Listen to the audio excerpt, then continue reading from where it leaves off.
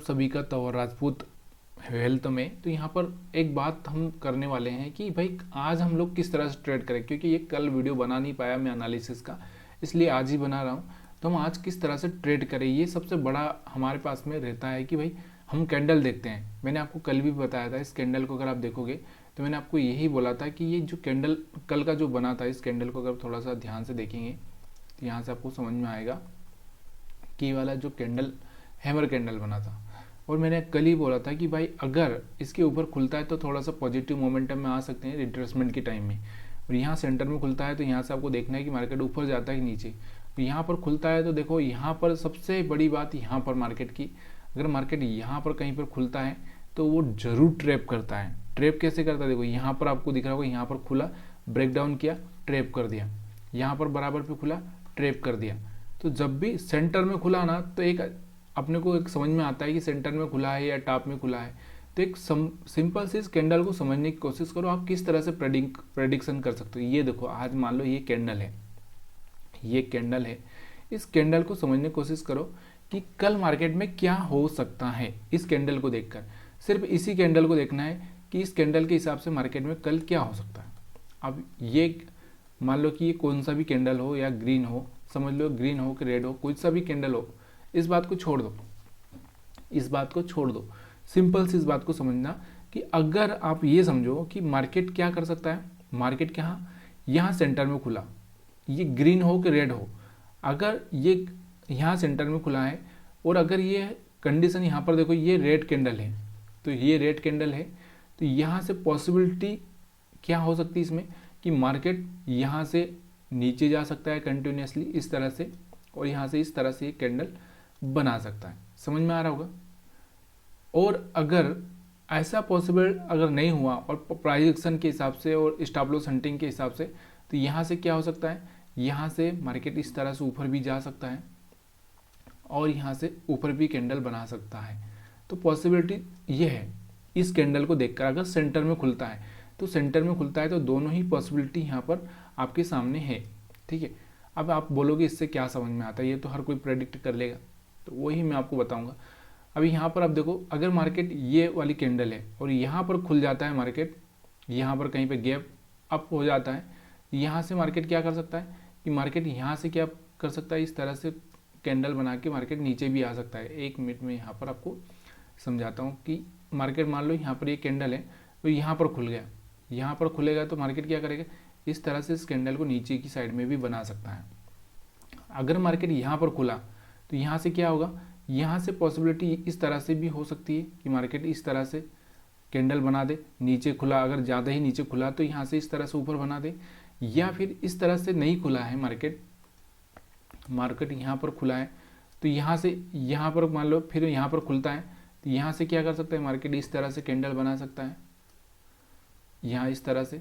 तो ये का यही सिनेरियो यहाँ पर आपको दिख रहा होगा कि मार्केट यहाँ पर खुला था और इस तरह से कैंडल बना है, तो बहुत आसान होता है। यहाँ पर आप देखोगे सेम यहाँ पर भी वही कहानी है, और जो मैंने आपको यहाँ पर सेंटर वाली बात बताई वो यहाँ पर कहानी है, और सेंटर के बाद अगर मैंने बताई है तो ये वाली यहाँ पर कहानी है, यहाँ पर भी आप देखोगे तो यही कहानी है। तो ये जो कैंडल्स देखकर, वन डे का कैंडल्स देखकर ही ये अंदाज़ा लगा जा सकता है कि मार्केट कल क्या कर सकता है। बस दो, एक तो यहाँ पर आपको क्या देखना है, एसएल हंटिंग देखना है, दूसरा यहाँ पर आपको पूरा कैंडल देखना है कि मार्केट का ओपनिंग कहाँ पर है। ओपनिंग देखो मेन चीज़ होती है ना, ओपनिंग कहाँ पर है। अगर ओपनिंग पता चल गई आपको कि ओपनिंग कहाँ पर है तो फिर आप वहाँ पर आसानी से ट्रेड प्लान कर सकते हो। तीसरी चीज़ यहाँ पर एसएल हंटिंग आपको समझ में आना चाहिए, ओपनिंग आपको समझ में आ गई कि ओपनिंग कहाँ पे हो रही है तो किस तरह से प्लान कर सकते हैं। अब उसके बाद में तीसरी चीज़ अगर आपको यहाँ पर देखनी है तो थोड़ा सा सपोर्ट रेजिस्टेंस देख लो, एसआर देख लो कि एसआर कहाँ पर है अपने पास में मार्केट में। चौथी चीज़ अगर आपको देखनी है तो ओवरसोल्ड और बॉट एरिया देख लो।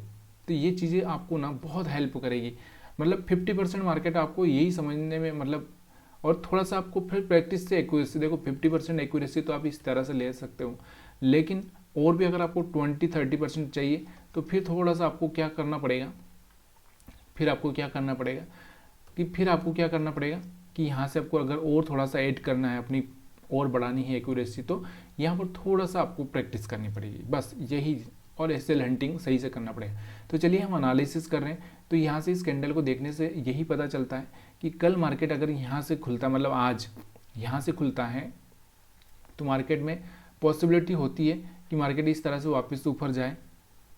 अगर मार्केट गैप अप ओपन हो जाता है तो पॉसिबिलिटी होती है कि मार्केट वापस से नीचे आ जाए, और मार्केट यहाँ पर तो खुलने का कोई चांसेस है ही नहीं। अब ये तो हम लोग यहाँ पर बोल ही नहीं सकते, इतना पॉजिटिव कैंडल है।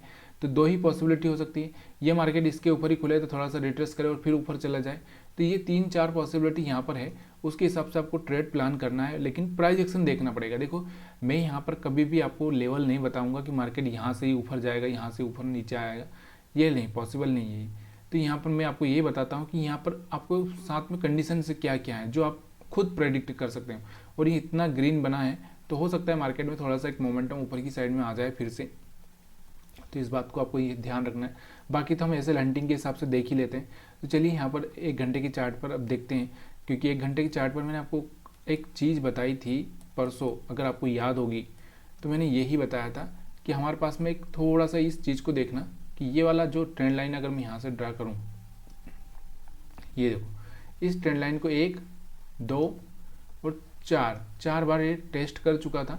और यहाँ से देखो, यहाँ से मैंने बोला था आपको कि ये फेल हो सकता है, तो यहाँ से फेल भी हुआ। देखो यहाँ तक नीचे ही ओपन हुआ, उसके बाद नीचे ओपन होने के बाद में ना फिर से ये वापस रिकवर करके और इसने ब्रेक ही कर दिया। देखो क्या मतलब चार्ट बना। इस चार्ट को अगर आप ईमानदारी से ना देखो, एक तो सबसे बड़ा प्रॉब्लम क्या होता है कि हम ट्रैप हो जाते हैं। ट्रैप मतलब समझ रहे हो, हम ना मार्केट में ट्रैप हो जाते हैं पूरी तरह से। क्यों हो जाते हैं? क्योंकि हम उस टाइम में सिर्फ जो मार्केट है ना उसी के हिसाब से ही काम करते हैं, हम अपने दिमाग से काम नहीं करते हैं। भाई जब इसने यहाँ पर आपको दिख रहा है कि मार्केट में अगर ये ट्रेंड लाइन में यहाँ से ड्रा कर रहा हूँ, सॉरी यहाँ पर इस तरह से मैंने ट्रेंड लाइन ड्रा की है, तो ये क्या कर रहा है, हर बार यहाँ से टेस्ट कर रहा है, रिजेक्शन ले रहा है, यहाँ से टेस्ट कर रहा है, रिजेक्शन ले रहा है, यहाँ से टेस्ट किया, रिजेक्शन लिया, और यहाँ से रिजेक्शन कितना लिया, देखो यहाँ से सीधे यहाँ पर ओपनिंग दे दी इसने, इसके लो ब्रेक कर दिया यहाँ पर। अब आपको पता है कि लो ब्रेक करने के बाद में मार्केट क्या करेगा, नीचे नहीं जा सकता, ऐसे नहीं है, तो मार्केट क्या करेगा, फिर से इस लाइन को टेस्ट करने के लिए आएगा और इसमें सक्सेस हो गया तो फिर ऊपर चला जाएगा। तो यहाँ पर आपको सक्सेस होता हुआ दिख रहा होगा, यहाँ से देखो यहाँ से सक्सेस होता हुआ दिख रहा है, मार्केट ऊपर चला गया।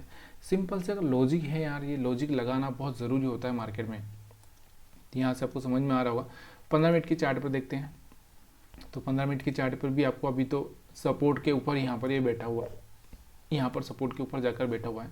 अभी जब तक ये सपोर्ट, सॉरी हाँ सपोर्ट यही, ये रेजिस्टेंस है, सपोर्ट अभी इसने बना लिया है, इसको पहले रेजिस्टेंस था, अभी इसने सपोर्ट बना लिया। इस सपोर्ट के ऊपर या इस रेजिस्टेंस के ऊपर जाकर बैठ गया है ये, तो यहाँ से इस रेजिस्टेंस को ब्रेक नहीं करेगा तब तक तो हम लोग सेलिंग का प्लान ही नहीं कर सकते।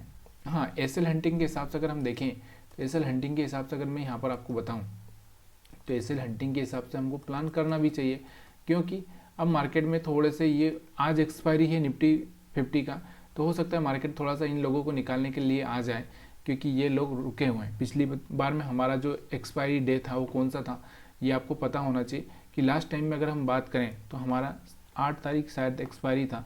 तो 8 तारीख के बाद में 8 तारीख को जिसने पोजीशन बनाई होगी तो वो लोग आज निकलने की कोशिश करेंगे। तो ये आपको याद रखना चाहिए कि हमारा लास्ट टाइम एक्सपायरी कहाँ पे था और वहाँ के पुराने लोग कहाँ पर पड़े होंगे, ये आपको याद रहना चाहिए। तो यहाँ पर थोड़ा सा प्रॉब्लम आ रहा है, क्योंकि सुबह का मॉर्निंग का टाइम है और ये बार बार लॉगिन मांगता है। थोड़ा सा वेट करते हैं, मैं लॉगिन कर लेता हूँ। तो सेम हम बैंक निफ्टी का भी चार्ट एनालिसिस कर लेते हैं। तो बैंक निफ्टी का भी चार्ट अगर आप देखोगे तो यहाँ पर आपको दिख रहा होगा कि देखो मार्केट में एक ट्रेंड लाइन यहाँ से बना हुआ था, और इस ट्रेंड लाइन को मैंने पहले ही ड्रा करके आपको बताया था। मार्केट ने टेस्ट किया, फिर टेस्ट किया लो ब्रेक करते हुए, फिर टेस्ट किया, और फिर यहाँ से इसने एक चीज़ का आपको दिख रहा होगा, यहाँ पर ये लो था, इसने लो ब्रेक नहीं करा, पॉजिटिव मोमेंटम दिखा दिया था यहाँ से। तो यहाँ से आपको दिख रहा होगा और फिर मार्केट ऊपर गया, मतलब यहाँ पर ये लो ब्रेक नहीं किया और यहाँ से मार्केट थोड़ा सा ऊपर चला गया। क्यों चला गया? क्योंकि देखो यहाँ पर नीचे ज़्यादा एसएल भी नहीं थे, यहाँ पर थोड़े बहुत एसएल थे, वो बाकी कुछ था ही नहीं। तो यहाँ से मार्केट ना सीधे ऊपर चला गया, और जितने भी यहाँ पर ये पोजीशन बना के बैठे थे, यहाँ पर इन सबको निकाल दिया मार्केट ने। बहुत सिंपल तरीके से मार्केट को समझा जा सकता है, बहुत आसान तरीके से आप ये सब प्लान कर सकते हैं। अब एक पूरा डे का कैंडल अगर आप देखना चाहें तो मैंने आपको बता ही दिया है कि किस तरह से इस डे के कैंडल को आप यहाँ पर प्रेडिक्ट कर सकते हैं। ये तो आपको अच्छे से समझ में आ चुका होगा कि ओपनिंग के हिसाब से हम किस तरह से मार्केट को प्रेडिक्ट कर सकते हैं, और उसी ओपनिंग के हिसाब से ही आपको बस अपने को पोजीशन बना के बैठना है। 5 मिनट के चार्ट पर अगर हम देखें तो यहाँ पर एसएल हंटिंग के हिसाब से, एसएल हंटिंग के हिसाब से अगर हम बात करें, देखिए हमारे एसएल अभी कहाँ पर पड़े होंगे। अब इतनी आसानी से बायर तो यहाँ नहीं आए होंगे भाई, यहाँ पर तो कोई बायर आया नहीं होगा, क्योंकि उसको भी पता ही नहीं चला होगा यहाँ पर मार्केट इससे जा रहा है यहाँ पर, तो यहाँ पर आया होगा बायर। तो बायर के थोड़े से यहाँ पर कोई 45,500 के आसपास एसएल पड़े होंगे, कुछ बायर्स यहाँ पर भी बैठे हैं 45,000 के आसपास भी, और सेलर्स की बात करें तो सेलर यहाँ पर बैठा होगा। तो यहाँ पर एसएल है अपने पास, यहाँ पर एसएल है, और यहाँ पर भी कोई मिक्स एसएल थोड़ा बहुत बायर सेलर आए होंगे। तो यहाँ पर आप एक बड़ी रेंज देखें तो बड़ी रेंज में यहाँ पर एसएल है, और छोटी रेंज में यहाँ पर एसएल है, मतलब यहाँ पर सेलर से के एसएल है और यहाँ तक बायर से के एसएल है। तो ये नीचे आने के चांसेस ज़्यादा हो सकते हैं और ऊपर जाने के भी चांसेस ज़्यादा हो सकते हैं। तो मार्केट क्या कर सकता है कि यहाँ पर आपको दिख रहा होगा, तो थोड़ा सा मैं इसको, तो यहाँ पर आप दिख रहा होगा कि मार्केट ने क्या किया, देखो यहाँ पर जो एक बड़ी रेंज थी ना, इस रेंज को हिट कर दिया मार्केट ने, यहाँ रिजेक्शन भी ले लिया।